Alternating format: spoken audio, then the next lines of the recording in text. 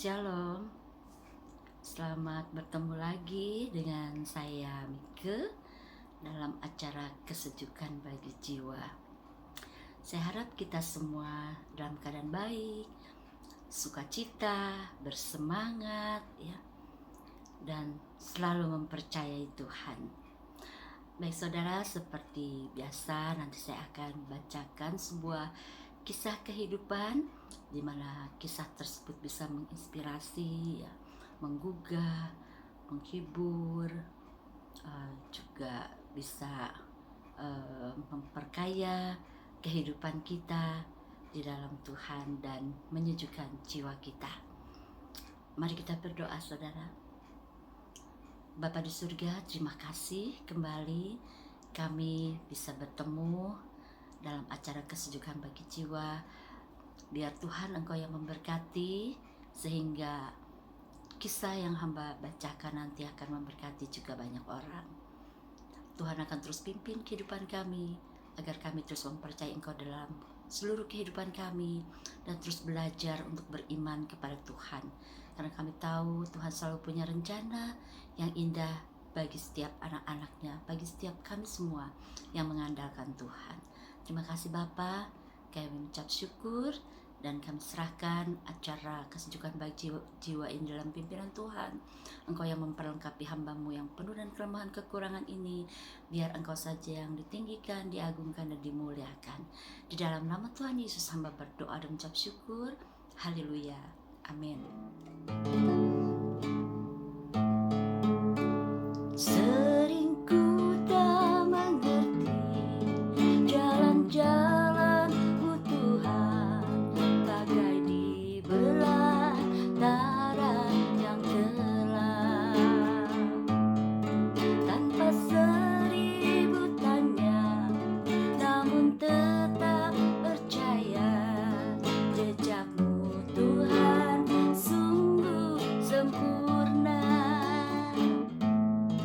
Sering ku tak mengerti jalan-jalan-Mu Tuhan, bagai dibelah darah yang gelap. Tanpa seribu tanya, namun tetap percaya, jejak-Mu Tuhan sungguh sempurna. Ajarku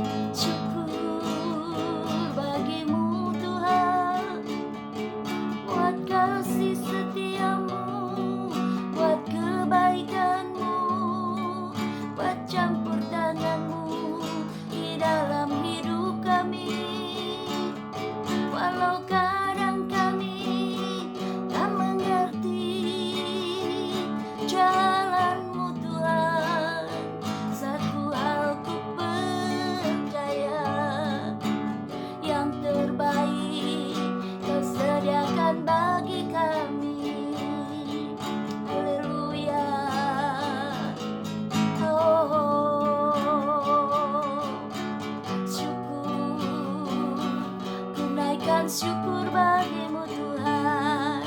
Ku percaya rancanganmu indah, rancanganmu sempurna bagi kami yang percaya dan mengasihimu.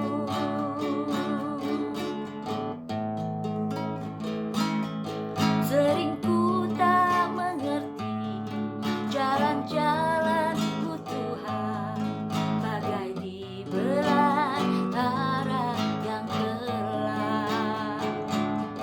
Tanpa seribu tanya, namun tetap percaya jejakmu Tuhan sungguh sempurna. Ajarku memahami semua yang kau ingini, agar hidupku puaskan hatimu. Bagimu aku rela sepenuh hati menghamba, serahkan diri genapi karyamu. Ajarku memahami semua yang kau ingini, agar hidupku puaskan hatimu. Bagiku aku rela sepenuh hati menghamba, serahkan diri genapi karyamu. Serahkan diri genapi karyamu.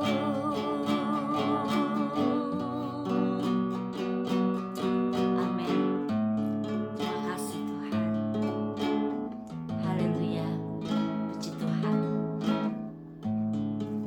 Seperti biasa, saya akan bacakan sebuah kisah kehidupan. Kali ini dengan judul Allah memakai penderitaan saya. Pada bulan April tahun 1979, saya dirawat di rumah sakit karena sejenis penyakit paling parah yang pernah saya alami. Sebenarnya saya sudah terbiasa dengan batu ginjal. Sebelumnya saya sudah melahirkan 7 batu ginjal, sehingga keberadaan batu ginjal yang satu ini bukan lagi hal yang baru bagi saya. Awalnya saya sama sekali tidak merasa sakit. Akan tetapi dokter menemukan batu ginjal tersebut ketika dalam suatu pemeriksaan ia memperhatikan ginjal saya membengkak. Pembedahan merupakan satu-satunya pilihan, dan setelah banyak berdoa, akhirnya saya menjalani operasi. Setelah beberapa hari di rumah sakit, saya masih saja merasa sakit. Rasa tidak nyaman memang merupakan hal yang biasa setelah operasi. Namun rasa sakit yang saya rasakan semakin hari semakin parah. Bahkan dosis dan frekuensi pemberian suntikan penahan rasa sakit terus bertambah. Sampai akhirnya saya harus disuntik morfin setiap 4 jam sekali. Di tengah kesakitan itu, saya sering bertanya-tanya kepada Tuhan, mengapa Engkau tidak menyembuhkan saya? Mengapa saya harus mengalami semua penderitaan ini? Saya sama sekali tidak dapat melihat maksud Allah yang terkandung di dalamnya. Akan tetapi, berulang kali Allah mengarahkan saya untuk tidak mengasihani diri sendiri. Saya mulai berbicara dengan pasien lain dalam ruangan saya. Seorang laki-laki yang lebih tua dari saya bernama John. Ia seorang penderita diabetes dan ibu jari kakinya harus diamputasi.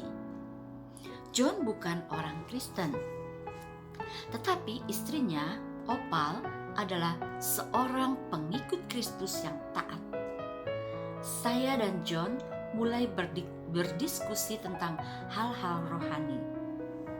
Saya katakan padanya bahwa ia perlu menerima Yesus Kristus sebagai juru selamat pribadinya. Biasanya saya tidak bersaksi secara langsung seperti ini. Tetapi bila Anda mengalami banyak penderitaan, maka Anda akan cenderung memusatkan perhatian pada apa yang benar-benar penting dalam hidup ini. Saya ingat saya juga pernah bertanya pada salah seorang perawat tentang keselamatannya. Komplikasi yang dialami John semakin parah. Ia meronta-ronta di tempat tidur ketika rasa sakitnya tidak tertahankan. Saya ingat seorang pendeta pernah datang dan berdoa bagi kesehatan fisik dan rohani John. Saat itu sang pendeta memberi kesempatan kepada John untuk menerima Kristus. Tetapi saya tidak tahu bagaimana tanggapan John. Keesokan harinya mereka memindahkan John dari ruangan saya. Sementara itu, penyakit saya sendiri juga bertambah parah. Kadang-kadang ketika Opal mengunjungi saya, ia memegang tangan saya dan berdoa untuk beberapa saat. Tindakan sederhana namun penuh kasih itu sangat berarti bagi saya yang sedang dalam kondisi seperti itu. Sekali waktu, salah seorang rekan kerja saya menjenguk dan melihat raut wajah saya yang pucat. Ketika kembali ke kantor, ia berkata bahwa ia tidak yakin apakah saya akan masuk kerja lagi. Bahkan ia tidak yakin saya akan bertahan hidup. Tatkala kecemasan saya semakin meningkat, saya menelpon ipar-ipar saya dari California Selatan. Saya minta mereka menemani istri saya, Karin, yang sedang mengandung 7 bulan. Seandainya saya tak dapat bertahan hidup. Mereka pun segera datang dan benar-benar membesarkan hati kami berdua. Akhirnya dokter menemukan apa yang salah dalam tubuh saya. Saya seorang laki-laki muda berusia 29 tahun yang relatif sehat. Seharusnya saya dapat segera sembuh setelah menjalani beberapa hari perawatan di rumah sakit. Karena itu, dokter melakukan pemeriksaan dengan sinar X yang ternyata jauh lebih sulit dari yang dibayangkan. Saya merasa sangat kesakitan sehingga tidak dapat berbaring dengan tenang untuk menjalani pemeriksaan sinar X tersebut.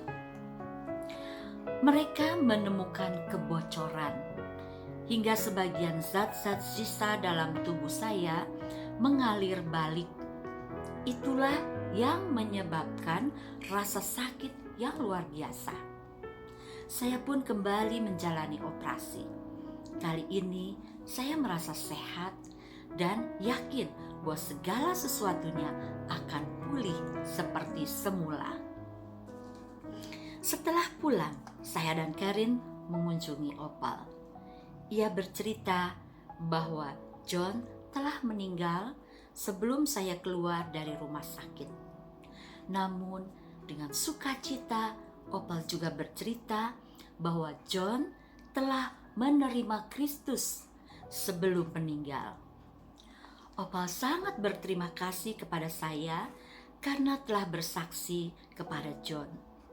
Saya juga berterima kasih atas penghiburan yang diberikan Opal saat saya mengalami kesakitan yang luar biasa. Ketika merenungkan peristiwa itu, saya sadar bahwa saya harus bersedia dipakai Allah dimanapun saya berada. Dia dapat memberkati orang lain melalui saya sekaligus menghiburkan saya. Bahkan di tengah rasa sakit yang luar biasa sekalipun. Amin. Demikian saudara kisahnya yang diceritakan oleh saudara Dave Fight. Ya. Luar biasa ya saudara, pengalaman Dave ini. Dia masih muda, baru berusia 29 tahun, tetapi bermasalah dengan ginjalnya. Dan pada saat dia merasakan sakit yang luar biasa, dia harus tinggal di rumah sakit cukup lama ya, karena ginjalnya yang bermasalah itu. Bahkan dia sempat bertanya kepada Tuhan, mengapa Tuhan ya tidak menyembuhkan dia? Mengapa Tuhan sepertinya membiarkan dia mengalami penderitaan itu? Dan dia bilang juga dia tidak dapat mengerti maksud Allah apa ya dengan dia mengalami semua itu. Tetapi akhirnya dia bisa mengerti saudara ya, ketika dalam penderitaannya di rumah sakit dia bisa bersaksi dan menceritakan tentang Tuhan Yesus kepada pasien yang lain ya. Dan ternyata akhirnya pasien ini juga menerima Tuhan Yesus sebagai Tuhan dan Juru Selamat sebelum meninggal. Akhirnya Dave juga bisa sembuh dari penyakit ginjalnya ya, setelah dokter menemukan apa masalah yang sesungguhnya yang membuat Dave mengalami sakit sedemikian rupa. Ternyata ada kebocoran di ginjalnya. Dari semua itu dia bisa mengerti, memahami bagaimana Tuhan itu bekerja luar biasa di dalam hidupnya. Bahkan ketika dia menderita, ketika dia dalam keadaan sakit, dia menanggung rasa sakit yang luar biasa, Tuhan masih bisa memakai dia untuk memberkati orang lain, sehingga orang lain bisa diselamatkan ya, menerima Tuhan Yesus sebagai Tuhan dan Juru Selamat. Saudara John ya, yang sedang sakit juga waktu itu, dan istrinya sangat berterima kasih kepada Dave karena dia sudah menceritakan tentang Yesus, sehingga suaminya sebelum meninggal sudah sempat menerima Tuhan Yesus sebagai Tuhan dan Juru Selamat. Puji Tuhan saudara ya, itulah karya Tuhan di dalam kehidupan anak-anaknya, di dalam keadaan menderita sakit yang luar biasa ya, Tuhan tetap bisa memakai kita menjadi berkat buat orang lain. Sebab itu saudara, mungkin saat ini juga ada di antara kita yang sedang mengalami penderitaan karena sakit penyakit atau penderitaan karena apapun ya. Percaya kalau kita tetap tinggal di dalam Tuhan, kita mempercayai Tuhan, kita mengandalkan Tuhan, kita bisa melihat satu pekerjaan Tuhan yang luar biasa di dalam hidup kita. Ketika kita sabar menanggung segala sesuatunya dan tetap percaya, kita akan bisa melihat hal yang indah dari hidup kita, di mana Tuhan mau memakai kita menjadi alat bagi kemuliaan-Nya. Itulah saudara kehidupan kita sebagai anak-anak Tuhan, sebagai orang percaya. Biar kita mau menyerahkan hidup kita kepada Tuhan supaya Tuhan pakai bagi kemuliaan-Nya. Memang mungkin seringkali kita tidak mengerti ya apa jalan-jalan Tuhan di hidup kita, rencana Tuhan. Tapi ketika kita mau taat dan percaya, kelak kita akan mengerti bagaimana Tuhan menjadikan kita indah pada waktunya. Luar biasa saudara ya. Biarlah karya-karya Tuhan digenapi dalam hidup kita. Terus bertekun beriman kepada Tuhan. Dia Allah yang bisa diandalkan dan dipercaya dalam segala hal. Mari tetap terus melekat kepada Tuhan. Kiranya kita semua diberkati dengan kisah yang sudah saya bacakan ini, dan membawa kita untuk semakin mempercayai Tuhan dan terus menaruh iman kita di dalam Tuhan. Terpujilah Tuhan. Mari saudara, kita berdoa. Terima kasih Bapa yang baik, kami sudah mendengar sebuah kisah kehidupan di mana Engkau bisa memakai saudara Dave yang masih muda tetapi mengalami satu penderitaan karena ginjalnya bermasalah. Di tengah penderitaan kesakitan yang dialami, ternyata Tuhan punya rencana memakai dia menjadi alat bagi kemuliaan-Mu Tuhan, sehingga dia bisa memenangkan jiwa bagi Engkau. Melalui apa yang dia kerjakan, menceritakan Yesus kepada temannya di rumah sakit yang juga sedang menderita. Akhirnya temannya itu juga bisa menerima Tuhan Yesus sebelum Engkau panggil dia. Terima kasih Tuhan, kami percaya Engkau punya rencana dalam setiap kehidupan kami, anak-anak yang mempercayai Engkau. Dan kami tahu rencanamu pasti indah Tuhan bagi setiap kami. Meskipun mungkin kami harus melalui satu penderitaan, selalu keadaan kesesakan atau hal-hal yang tidak menyenangkan dalam hidup kami. Tapi kami mau belajar terus mempercayai Tuhan. Tuhan bisa memakai hidup kami dalam keadaan apapun untuk kemuliaan-Mu. Ini kami Tuhan, biar Engkau memakai hidup kami menjadi alat bagi kemuliaan-Mu. Dan ajar kami terus mempercayai Engkau di dalam penderitaan sekalipun. Karena kami tahu Tuhan bekerja dengan luar biasa. Terima kasih Bapa. Berkati seluruh mereka yang mendengar kisah ini, agar mereka terus dikuatkan dan iman mereka terus diteguhkan di dalam Engkau. Apalagi mereka yang sedang menghadapi pergumulan penderitaan saat ini Tuhan. Biar mereka mempercayai Engkau bahwa ketika kami sabar menanggung penderitaan yang Tuhan izinkan, ada suatu rencana Tuhan yang indah yang Tuhan kerjakan, yang sedang Tuhan kerjakan dan siapkan bagi kami. Terima kasih Bapa. Terima kasih Tuhan Yesus, kami mengucap syukur. Di dalam nama Tuhan Yesus berdoa, haleluya, amin. Puji Tuhan, saudara, terima kasih untuk perhatiannya. Terus saya mohon saudara juga memberikan dukungan untuk bisa like, subscribe, dan share kisah yang sudah saya bacakan ini supaya menjadi berkat juga buat orang lain. Tuhan Yesus memberkati kita semua. Sampai jumpa di kesempatan mendatang. Shalom.